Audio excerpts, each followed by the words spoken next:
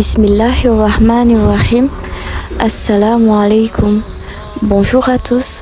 Nous allons faire la traduction du bayan de Maulaya Seydi Mohamed El-Cheikh de ce vendredi 14 mars intitulé La synthèse sur l'unicité d'Allah. L'idéologie des prophètes sur l'unicité d'Allah. Depuis le prophète Adam alayhi salam jusqu'au prophète Isa ibn Maryam alayhi salam, tous les prophètes ont transmis le même message fondamental, celui de l'unicité divine. Le prophète Mohammed, paix et salut sur lui, a confirmé cette continuité en déclarant que tous les prophètes avant lui ont enseigné aux croyants la manière d'adorer Dieu à travers cette unicité. Ce message a perduré, transmis par les Waliyou Mursal, les envoyés saints, après le prophète Mohammed, paix et salut sur lui. Dans le monde du Ghaib, l'invisible, il est expliqué que ce message se ramifie en plusieurs branches, mais son essence demeure immuable. La ilaha illallah, il n'y a de divinité qu'Allah. Adam alayhi salam a enseigné la ilaha illallah, tout comme le prophète Nour alayhi salam qu'il a prêché durant ses 950 années de mission. Isa ibn Maryam alayhi salam a perpétué ce même enseignement. Lorsque le prophète Mohammed, paix et salut sur lui, est venu, Allah subhanahu wa ta'ala a révélé dans le Coran, dans la sourate 47, verset 19, « Sache donc qu'en vérité, il n'y a point de divinité à part Allah. » Les Waliyou Mursal, notamment les soufis, ont fondé leur spiritualité et leur zikr sur cette synthèse essentielle, la ilaha illallah. Depuis Adam jusqu'au Waliyou Mursal, tous ont transmis ce message universel. Le Coran lui-même symbolise la ilaha illallah car il en est la manifestation parfaite. À travers les époques, Allah subhanahu wa ta'ala rappelle qu'il est l'unique créateur et c'est lui seul que nous devons adorer.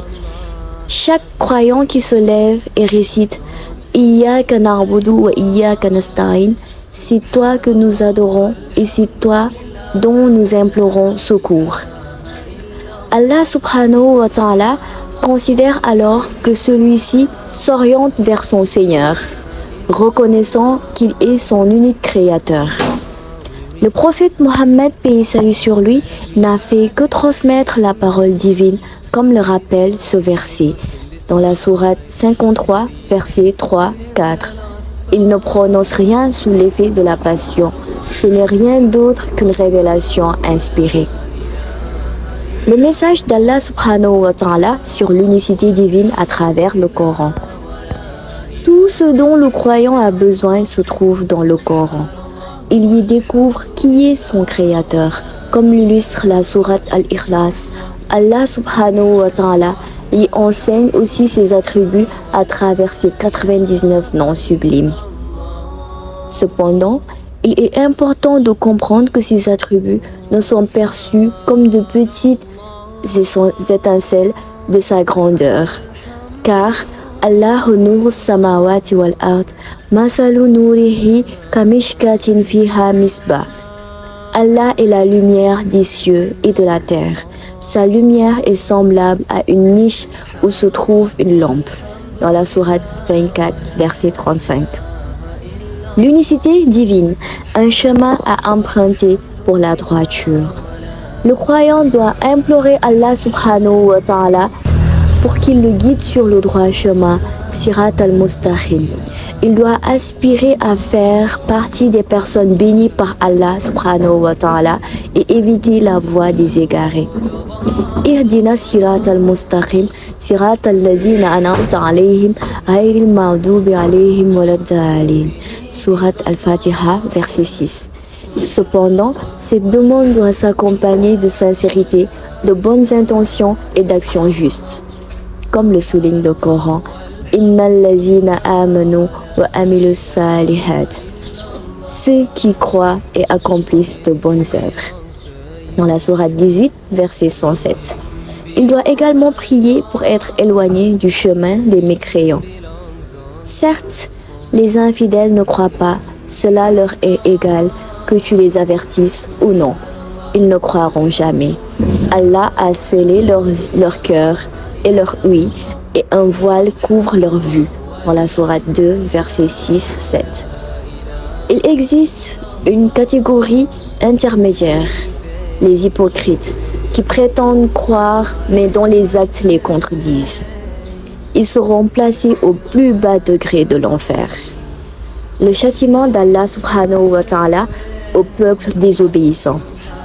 Allah subhanahu wa ta'ala a promis le paradis aux croyants obéissants et l'enfer aux désobéissants. Sachez qu'Allah est sévère en punition, mais aussi qu'il est pardonneur et miséricordieux. Dans la sourate 2, verset 98. Le Coran nous rappelle les châtiments infligés au peuple ayant rejeté leur prophète, comme le peuple de Samoud qui a méprisé le prophète Salih alayhi salam. Ils ont été anéantis par un tonnerre assourdissant et un vent dévastateur. Le Coran relate de nombreuses histoires de peuples passés, comme Pharaon face à Moussa, Namrouch face à Ibrahim alayhi salam, Youssouf alayhi salam et Ayoub alayhi salam. Cependant, la venue du prophète Mohammed, paix et salut sur lui, symbole de la miséricorde divine, a suspendu ses châtiments. Mais cette miséricorde n'est pas éternelle. Pour l'instant, ce sont les prières que nous adressons au meilleur des êtres créés, le prophète Mohammed, paix et salut sur lui, qui nous préserve du châtiment divin. En conclusion, sachez qu'Allah subhanahu wa ta'ala connaît ce qui est caché dans les cœurs. Cherchons donc, chers frères et sœurs en islam, à parfaire notre relation avec lui. Qu'Allah subhanahu wa ta'ala nous guide sur le droit chemin pour toujours. Allahumma amin. Assalamu alaikum wa rahmatullahi ta'ala wa barakatuh.